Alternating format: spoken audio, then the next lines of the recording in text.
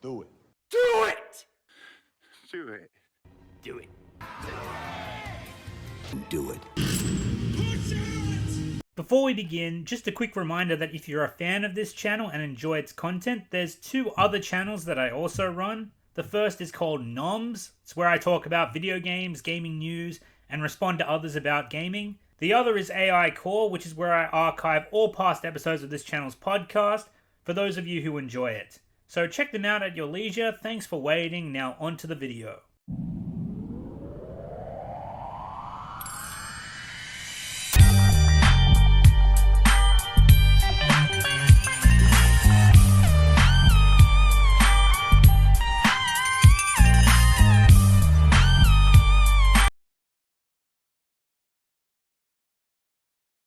Welcome back to the channel, everyone. It's your pal NOMZ here, and today we are talking about the Mandalorian series, Season 2 finale. I just finished watching it seconds ago. This video is going to be rambly all over the place. If you've been keeping up with my videos on the Mandalorian, you know that I have not been the biggest fan by far. I tolerated Season 1 in the hopes that Season 2 would be good.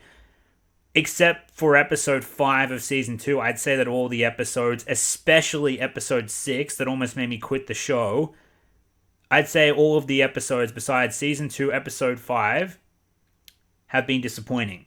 Have been really bad, okay?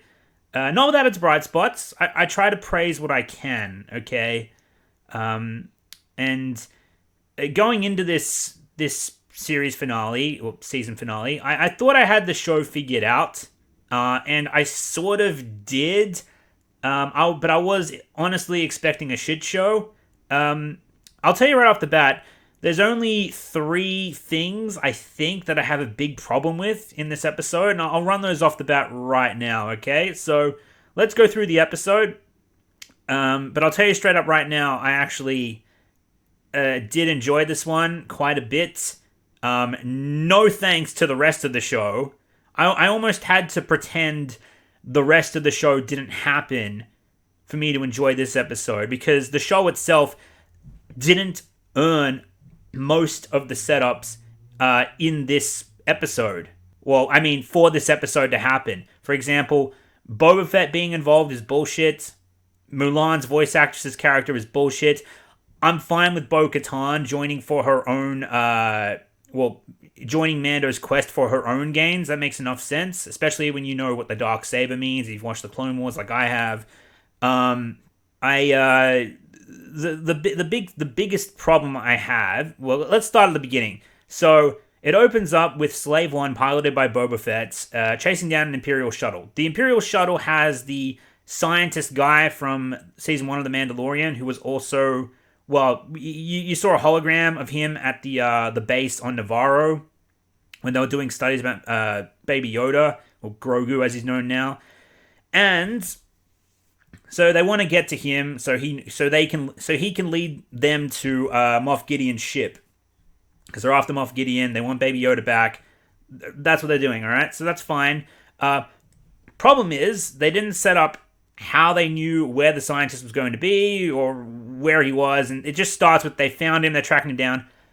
Without this, the whole episode doesn't function, so it's like they skipped ahead, got all the details out of the way, and just like, yep, here you go, they're chasing him down, whatever. I didn't like that. I hate when that happens. I felt that deserved some setup.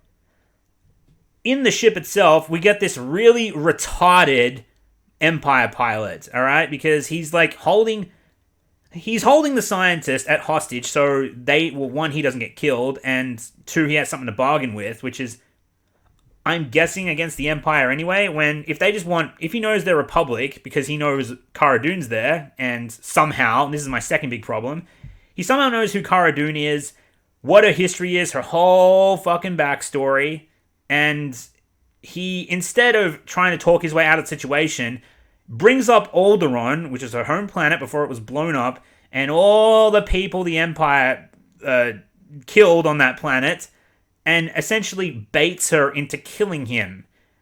This whole scene was a fucking write-off. They're just there, they found the scientist, they're going to find out where Moff Gideon's ship is.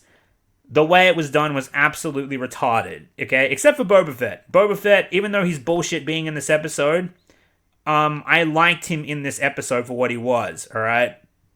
But yeah, the ship, the Empire... The Empire pilot's incompetence feeds into my third big issue, which is nothing new to the series, but I'll talk about that in a second. Because he kills his co-pilot, and he's like, he doesn't even ask to leave, or let me out here, let's negotiate. He taunts Cara Dune into killing him. With facts he should not fucking know, rambling, he's the weirdest... How is he a pilot? He should have been in the fucking insane asylum. Sorry, I really wanted to punch that pilot in the face. Thankfully, Cara Dune kills him, because why not? But that whole sequence was just really fucking stupid. Anyway... after they got the scientists, Boba Fett and Mando go to a mysterious planet. I don't know what it is. I wish they told us the name. To find Bo-Katan and Sasha Banks eating lunch at a cantina somewhere. And I like the details here, actually. So Bo-Katan is still after Mando's help, but he propositions her, say, help me find and get Baby Yoda back from Moff Gideon, and I'll help you with whatever you want. Just, I need your help. And she's willing to help him for her own gains, which is fine, because she wants the dark saber. That's being set up. That was actually a setup that was earned. And Sasha Banks, eating with him, and then, Boba Fett's, I forget what Boba Fett says exactly, but he's talking shit about them. And then Bo-Katan recognizes his voice because she was in the Clone Wars, and she remembers the clones' voices. She's heard, a zillion of them, which makes sense. And he's like, you're not a Mandalorian. And he's like, I got this armor from my father. And he's like, you mean your donor? And I was like, ooh, all right. And then I think Sasha Banks, what was it?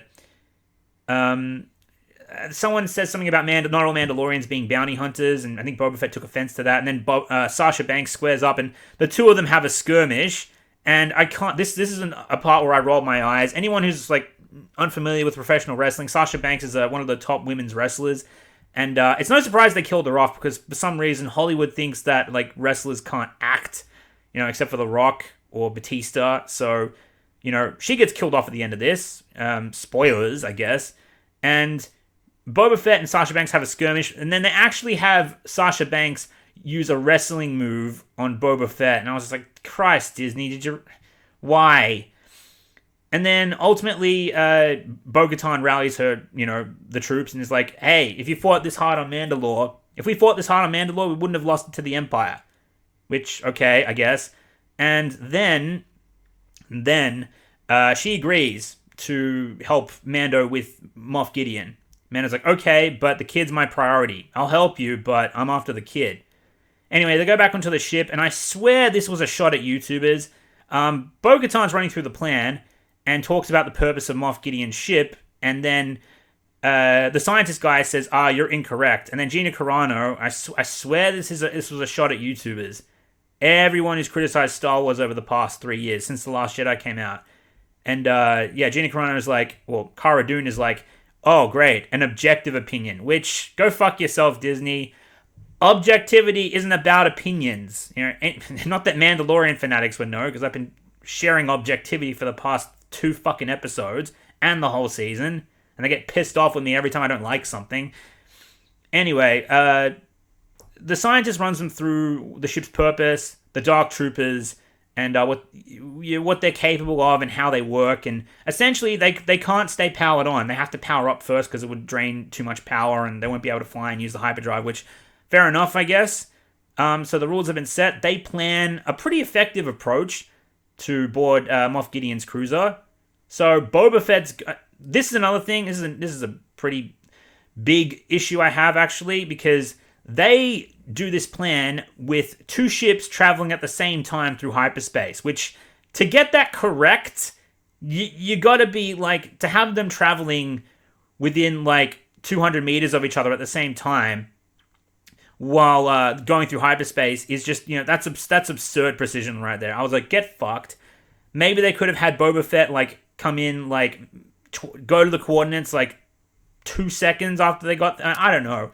But they're actually traveling through hyperspace together, which... Fuck you. Anyway, so the plan is, the shuttle arrives, pretends to be Imperials. They get shot by Boba Fett, who is pretending to attack them as like a rogue ship who's trying to maybe get their salvage or pirate them. They plead their sob story to Moff Gideon, who sends in TIE fighters to get Boba Fett off their tail. It looks convincing enough, and then they make an emergency landing. They come out guns blazing, the Whammon squad with Cara Dune, Mulan's voice actress, Sasha Banks, and Bo-Katan. They come out blasting, kill all the stormtroopers, and make their way across the ship, wreaking havoc towards the bridge. While that's happening, while the main focus of the fight is on them, Mando will slip out, go towards the prison deck, and rescue Baby Yoda. That's a solid enough plan. I'm fine with that. I actually think it's pretty good. And I love Boba Fett's line before they spring the plan to action. He's like, Fett, can you make this look convincing? Bo-Katan is like, and then Boba Fett's like, don't worry, princess. I'll give him a good show. Just keep those shields up. If there's nothing else I liked in this episode, it was definitely, even though I don't like Boba Fett being in this episode, I like him, I like the character in this episode, if that makes sense. He shouldn't be there, but what Tamara Morrison does and how he acts, at least Boba Fett's competent, which is more than I can say for Mando 90% of the time. Anyway, so we move on to the infiltration, and I've already walked you guys through it. So they're wreaking havoc on the ship, the Whammon squad, and one of my biggest issues with this, again, it's nothing new, but dear God, the stormtroopers again are fucking hopeless. They are hopeless. They're terrible. Cara Dune's gun jams up again for some reason, to force tension, I guess, and then she just melees her way through the stormtroopers while they're shooting at her. They come out of an elevator shaft. If Bo-Katan and Sasha Banks were in front, I would understand the stormtroopers missing I would understand them being able to take the blaster shots because they got Beskar on.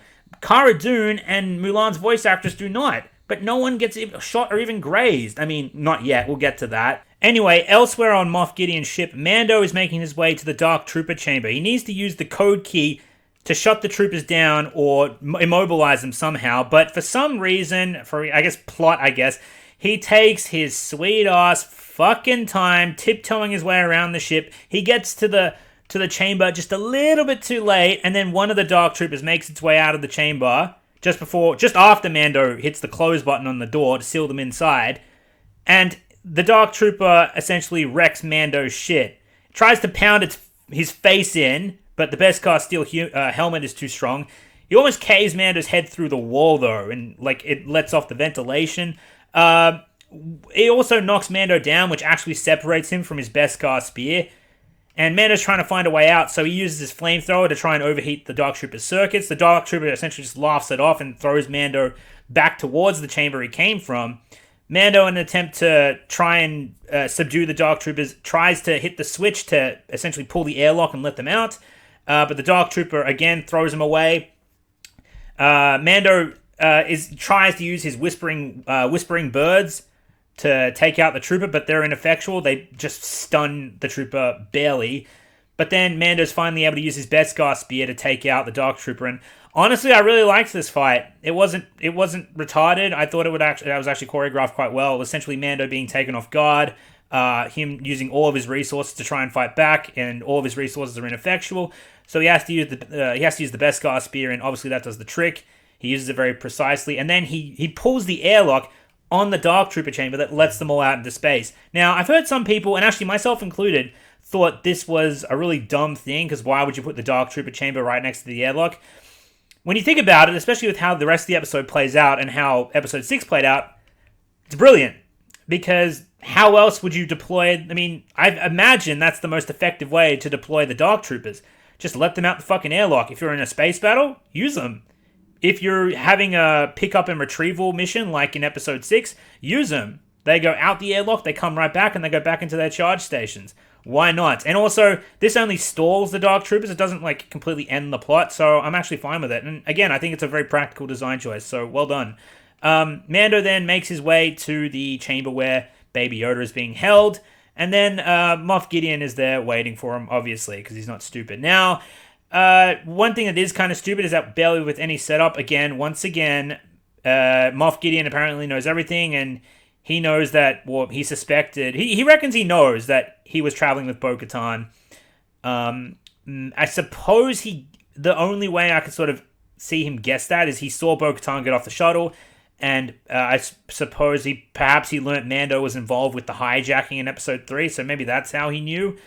I don't really see how otherwise, because there's no way he would know from Navarro, there's no way he would know from his informants, other than if someone told him, like a silver Mandalorian was helping hijack the ship and it was off camera. I don't know, but I don't think it was well enough set up that he knew that Mando was there. Although Mando did send that message that I'm coming for you, bitch, which was, while I like the speech, it was kind of impractical and really stupid because, oh, great, he's coming for me. Now he suspects me. And now Moff Gideon is guarding Baby Yoda. He also tells Mando about the Darksaber, and this kind of confused me because Mando being a hardcore, Mandalorian, old custom Death Watch ways, I'm very surprised he doesn't know what the Darksaber is. I mean, I get that he grew up elsewhere and during the middle of the Clone Wars, and he wouldn't have seen much of it, and he wouldn't have seen much of Mandalore either, I'd imagine. But like him not knowing what the Darksaber is kind of puzzled me. Obviously, Bo-Katan knows what it is, and prior to I'm pretty sure I mentioned this before. Prior to any of this happening, Bo-Katan makes it very clear: leave Moff Gideon to me. I want him. But Bo-Katan is sent to the bridge. He's like, you can have Moff Gideon. I just want the baby. And she's like, all right, cool.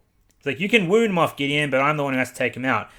Being someone, knowing what she's after and being a fan of the Clone Wars, I knew exactly why she wanted Moff Gideon all to herself. And we'll get to that in a second. I do like how canon consistent this episode was. That's another thing I liked. It rewarded fans of the Clone Wars, and it does an effective job of explaining the canon outside the episode to make sense of it all, which I appreciated. Moff Gideon explains that he has gotten everything he needs from Baby Yoda, that the Darksaber bestows power to those who wield it, and he's willing to let bygones be bygones. He can't escape. He's trapped as long as Mando and his posse are there, so he's like, you take the kid, I'll go my way, and we'll never see each other again. That was very practical, Moff Gideon, using negotiation to get himself out of this mess, especially since he lost his Dark Troopers, and all his men are dead in very imbecilic fashion, because Stormtroopers are useless, thanks Disney. Mando agrees, and he's like, I just want the child. He begins to pick up the child, and then Moff Gideon uses the saber and hits Mando while he's off guard, but the Beskar protects him, barely, and Mando essentially has to fight on the defense. They exit Baby Yoda's chamber, and then Mando uses the spear, and I like the duel between Moff Gideon and Mando. It goes on, it's reasonably practical, and eventually Mando gets the upper hand and is about to kill Moff Gideon, but he did make a deal with Bo-Katan that she can have Moff Gideon, but he doesn't realize what he's done, and I like this plot point too, because he's just trying to do the right thing. He's trying to uphold, his word. He's a man of honor, I guess. Mandalorians are supposed to be upholding their word. He thinks he's upheld his word, but when he walks in holding Baby Yoda and the Darksaber, pointing it at Moff Gideon's back as a hostage, Bo-Katan is really caught off. Like, what the fuck have you done, son? I thought we had a deal. Amanda's like, what do you mean? Like, he's yours. Take him. He's like, he doesn't realize what he's done. He's essentially bested Moff Gideon in fair combat for the right to wield the saber, and if he's done that, and he's the wielder of the saber by right, as per the Mandalorian way, as set up in the Clone Wars, he has the right to rule Mandalore, which is what she's after, and she needs the saber to do so. Moff Gideon explains this. I'm glad he explained it for the audience who hadn't seen the Clone Wars. Well done. And then Mando's like, I don't give a shit. Here, take the saber. And Moff Gideon's like, it doesn't work that way. And Bo-Katan just doesn't really know what to do. And you get the feeling that she's about to fight Mando for the saber or pull something. And then, which I imagine we're going to revisit in Season 3, which I'll be curious about. But then, all of a sudden, sirens blare. Even though they've taken the bridge, the Dark Troopers catch up with the ship, even though they were airlocked out, and they board again, and they're going to assault the ship. Now, they essentially man their stations and try to figure out a way out of this mess. Mando could barely take on one Dark Trooper. Now there's like 40 of them coming for them. They're like, what the fuck do we do? Now, Moff Gideon's chuckling because he's like, everyone's going to die except for me and the child, because me and the child are the only ones they're not programmed to kill.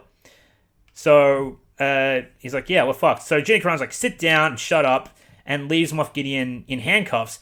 However, and I can actually respect this mistake, they did not clear the weapons from the floor after clearing the bridge of like over to like 24 stormtroopers. As incompetent as they went down, I can understand them not planning that far ahead, and Moff Gideon getting sneaking a blaster off the floor and picking his spot. That's fine. I'm okay with that. Because I saw some reactions being like, "Where did you get the gun from?" It was from the. You can even see the leg of a dead officer. He got it from one of the dead people. So, and I'm okay with that. They didn't expect it to play out that way. They didn't clear the floor of blasters. That's fine. You wouldn't expect them to. Like I said, the details.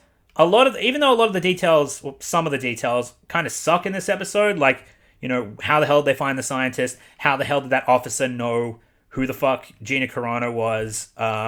And where she came from and why he was taunting her and stuff. A lot of the details are fantastic in terms of like practicality, choreography, planning, what the characters decide to do, why they make mistakes. I think it's all practically utilized this episode, and I think it's reasonably well written, if not actually quite well written. You guys probably thought I was going to praise this episode just because of the ending. The ending I'll get to, or I'm about to get to, but no. This episode had, based on my first reaction, from what I could tell, it had great writing and great details from start to finish. With its little bits of, with its little eye rolling moments here and there, particularly with the fucking incompetent stormtroopers, because god damn it, and some fourth wall breaking moments which a lot of you wouldn't have gotten anyway. So anyway, when we're closing up to the end, they seal the blast doors. Here's one thing I never understood. If the Dark Troopers were activated from the bridge, couldn't they have held a gun to Moff Gideon's head and told him, "Hey, how do we deactivate them? We have the bridge. We can take control." That's probably at the one biggest plot hole in this episode. But they don't do that. They instead intend to fight and stand their ground. But it never really comes to that point, because as they're battering down the blast doors and as they're trying to think of a way out of this, an X-Wing approaches. And this is when my heart went into fucking panic mode. I was praying it wasn't going to be who I thought it was. As the scene plays out, this really humbling music plays that's building up to something glorious, you can tell. And you can tell just by the music who this individual is. That and the fact that they're piloting an X-Wing. Originally I thought maybe it was the New Republic Rangers, but no, it's not. Out of the cockpit of the X-Wing, walking in Jedi robes with a mysteriously concealed hand under a black glove, wielding a green fucking lightsaber, dicing and slicing and force-crushing Dark Troopers left, right, and center with the most badass hallway scene since his own father in Rogue One. Ladies and gentlemen, Luke Skywalker comes to the rescue. And while I admit it's a bit convenient when Luke decides to show up on the ship and actually come for Baby Yoda, as was set up from Episode 6 on the planet Tython when Baby Yoda sent out his Force distress call, he showed up. Maybe because he sensed the creature was in extreme peril, maybe because he could sense the battle going on. Perhaps. Aside from that convenience, it was absolutely set up that a Jedi would come for Yoda. All right? So this isn't like Boba Fett coming out of nowhere and all of a sudden tracking Mando and now he's here. It's not like that. This isn't like Moff Gideon having informants as the first two people Mando sees on Navarro when he goes back there to see Cara Dune and Carl Weathers. This was set up and it was paid off and it was executed in grand fucking fashion. But my biggest fear was who's under the hood. Is it going to be all the Sebastian Stan theories coming to pass, horrifying me to no end? Were they really going to pull an Alden Ehrenreich with Luke Skywalker? No. The hood comes off. The eyes come up. It's Mark Hamill, as you remember him, more or less from Return of the Jedi, maybe a few years extra seasoned, but far younger than how he actually looks nowadays. De-aged, with Mark Hamill's voice, Luke Skywalker's dialogue, and exactly how we expected him to be, and how he should have been in The Last Jedi 3 years ago. Oh boy, would this have solved a lot of problems if they gave us this 3 years ago, when they should have. Whoever the hell thought, hey, let's do Luke Skywalker, but let's do him like this with Mark Hamill de-aged. Bravo. You nailed it. You nailed Luke Skywalker's dialogue. You nailed his mannerisms. Mark Hamill, whatever part he had to play in this, thank you. And also, it was a genius idea to have him covered in the hood for most of the sequence, because you could have a stuntman doing that, who fought more or less like Luke Skywalker, gave his choreography the polish it deserved for him being a Jedi Master, and actually matched that of his father in Rogue One. Say what you want about the original trilogy, the fighting wasn't the greatest, but it was convincing and believable and gritty and emotionally investing. We got to see with the Disney movies, well, with Mandalorian Season 2 finale and Rogue One, we got to see what a little more care and polish going into Darth Vader and Luke Skywalker, father and son, the two most powerful Force wielders with modern day technology and filming techniques and whatnot. We saw what's possible when these two characters are utilized correctly. And absolutely, even though I don't think he really looked like it in Return of the Jedi when he was going up against Vader, he didn't look like... Personally, I'm not the biggest fan of Return of the Jedi. I like the film. I don't love it. And I think Vader was severely nerfed and Luke was given a huge buffer in like Saber, polish, and choreography and all that jazz. I personally don't think Luke should have done that well against Vader in Return of the Jedi. But here, after years and years of training afterwards, you get to see what Jedi Master Luke Skywalker is capable of years out from Return of the Jedi, polishing his techniques, being more in tune with the Force. He crushes a Dark Trooper with the Force. Mando had to use all of his resources to barely take out one Dark Trooper. Luke just crushes one with the Force and slices through 39 others. What a fucking champ. I mean, and I don't think there's any shame on the older films. The older films, like, every film ages. I mean, the original trilogy is timeless, but, scenes have aged. Choreography has aged. Film techniques have aged since 1983 and 1980.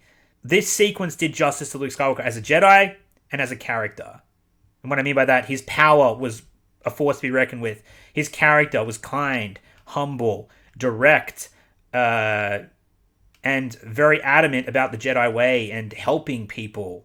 For the love of God, he wouldn't come to the rescue in The Last Jedi, but he came out into the middle of nowhere, boarded a spaceship on his X-Wing, single-handedly took out 40 Dark Troopers to save a creature he doesn't know. But he thinks he can help. That is Luke fucking Skywalker. That right there. Well done. And my favorite line that Luke utters is that talent is nothing without the training to wield it. What a middle finger to the sequel trilogy. Everyone's saying, oh, but Rey got training. She downloaded Kylo Ren's data. She didn't need training. Blah, blah, blah. The Force gives you everything. Luke Skywalker just took a massive, fat fucking dump on the sequel trilogy, and it was glorious. Whoever's idea that was, whoever wrote that line, I'll love you forever. Baby Yoda is hesitant to go to Luke Skywalker. And then Mando's confused. He's like, he doesn't want to go with you, Jedi.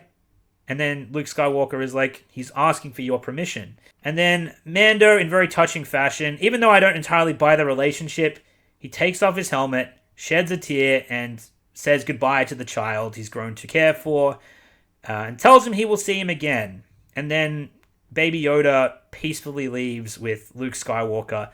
And R2-D2 made an appearance, which I thought was very appropriate because it was R2-D2 helping Luke Skywalker pilot the X-Wing. That was fine. That was absolutely fine.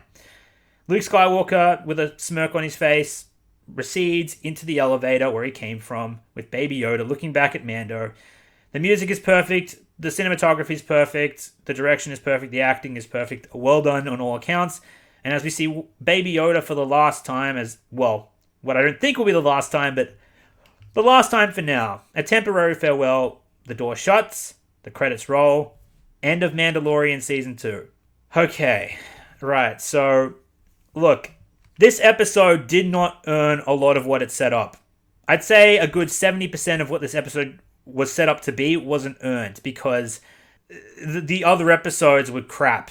Most of them were crap. I liked episode 5 with Ahsoka. That's it. The rest of the episodes, again, I stand by. Look, episode 6 almost made me quit the show. Episode 7 was also very, very dumb. The season finale of Mandalorian Season 2, in isolation, was fantastic. Which means if I disregard the entire first 2 seasons. as an addition to season 2, while it somewhat redeems season 2, it's still a very disappointing season for like 90% of it. This was the only fantastic... No, okay. This was the second fantastic episode in it. The only other one was Ahsoka, right? And even that has soured on me, since I know they just used that episode as a means to springboard the Ahsoka live action series that they've announced with the fucking 20 other fucking projects that they're looking to make in the Disney Star Wars cinematic universe. Star Wars is not Marvel, alright? You need to... It's not Marvel. It's different, okay? It's not meant to be done like... George never intended it to be like a cinematic universe. Like, yeah, he was thinking about making a couple spin-offs, but he wasn't planning to milk it to what Disney is doing. Throwing everything at the wall, seeing what sticks, and then running with its own show. Again, mark my words, the Marshal, while he might come back into The Mandalorian at some point, Timothy Olyphant's the Marshal character. He's going to get his own show at the next Disney Investor Day, announced fucking in 2021. Mark my words. It'll be The Marshal coming in 2024 or some bullshit. The Disney Investor Day really revealed to me that The Mandalorian Season 1 and 2 primarily was used to sell merchandise, tease more products. It was essentially, to me, the show that sets up the other shows. The Season 2 finale, however, brought the steaming pile of shit that was the first 2 seasons to a very satisfying close. Did justice to one of the legacy characters, finally, when they could have saved themselves a big headache and a shitload of money if they just did that 3 years ago. And ultimately, this season finale was way better than I ever expected, okay? Way better than I ever expected. I expected a roaring dumpster fire. It's not what we got. Even though the rest of season 2 kind of drags it down with its poor setups and nonsensical fucking storytelling, as well as character stupidity, Mando forgot his jetpack, okay? Don't get mad at me for that. Get mad at Disney. Get mad at Dave Filoni. Get mad at Jon Favreau, okay? I can't help that Mando forgetting his jetpack was a really dumb thing, and that is the only reason why this finale was even able to happen at all. Alright? Because it still happened, and it still drags the season down. That aside, this episode in isolation was fantastic. Okay? And the reason why I'm actually excited for episode 3 is because, okay, one, Mando and Bo-Katan have some shit to work out. The next season is going to be focused on Mandalorian, the planet of Mandalore, without a doubt. And taking back their homeworld, right? So, like, that's going to be the season finale, like, the season focus for season 3. In addition to that, Baby Yoda is now training with Luke Skywalker, and he's out of the picture. You know what that means? It means that Mando doesn't have to forget his jetpack to go rescue the creature from now on. Mando can just do his own fucking thing and be with these characters who can fend for themselves, and he doesn't have to act like the most incompetent dad in the world. So yes, as much as I didn't expect to be, I'm actually excited for season 3, and I'm glad that Luke Skywalker's appearance was a very, very fucking awesome and short-lived cameo. He came, he was Luke Skywalker, and he left. No damage done. In actuality, I think this episode elevated the character. So, take that for what you will. Because I'm not the biggest fan. I'm not a fan of The Mandalorian at all. This series finale was probably the best thing we could have hoped for in terms of quality. Especially coming from Disney. And if they actually treated this episode... if they treated the rest of the episodes with the same fucking care they treated this episode... then I wouldn't have been fucking ranting about how much I hate The Mandalorian for the past fucking 7 weeks straight. So don't blame me. Blame Disney. I wanted to like The Mandalorian. And you know what? This season finale was so fucking good, all things considered, that I'm actually quite curious about season 3 now. Because there's no more Baby Yoda. I don't have to worry about him pulling a gif every 5 fucking seconds. There's established characters. Whether or not they belong is a different story, but they're still established and they're still in play. Maybe I can enjoy season 3 onwards and just disregard most of the first 2 seasons. Because they are, like it or not, a clusterfuck. This series finale gave me hope that maybe the season can get better. Because you see, I was really mad at episode 6 because I was just starting to really get into it. I was like, okay, we had... Episode 3 wasn't great. It was okay. Episode 4 was okay. It was okay as well. And then we had episode 5, which was fucking great. And I was like, okay, what are they going to do with episode 6? And episode 6, I still maintain, was the worst episode of the whole series. Okay? All the spectacle aside, it was the worst episode in the whole series, and it almost made me quit the show. Like, I was essentially done. This show is not going to get any better after this. Fuck this, is what I said. Well, I guess I was wrong, because the series finale blew me, honestly. I'm sure it'll age in the coming days somewhat, but from what I've seen, the series finale was, again, all things considered, was as good as we could have hoped for, and I was very, very happy with it, okay? So take that for what you will, Mandalorian fanatics who want to just think I hate everything. There's your, there's your olive branch. Anyway, guys, look, let me know what you thought of the series finale in the comments below. I'm really glad I don't have to talk about Mandalorian for another year, because this whole experience has just been one big fat fucking headache for me. I try to be fair, and I try to be honest. And this is me being honest, okay? I like this episode for way more than Luke Skywalker. A lot of people are just going to be like, Luke Skywalker, look. They're going to be clapping their hands like a seal for Luke Skywalker, all right? And you know what? Given how Luke Skywalker has been treated in the past, I say let him. They deserve it, Let them have that. But this episode was good for much more than that. There's plenty that I appreciated that doesn't involve Luke Skywalker. Details like the practicality of the ship design and the plan for infiltration and stuff like that. Again, not without its eye-rolling moments, but this episode was fucking great, and I would love to hear what you guys have to say in the comments below. Thanks very much for checking out this video. You're all legends for staying till the end. Yeah, guys, I'll see you next time.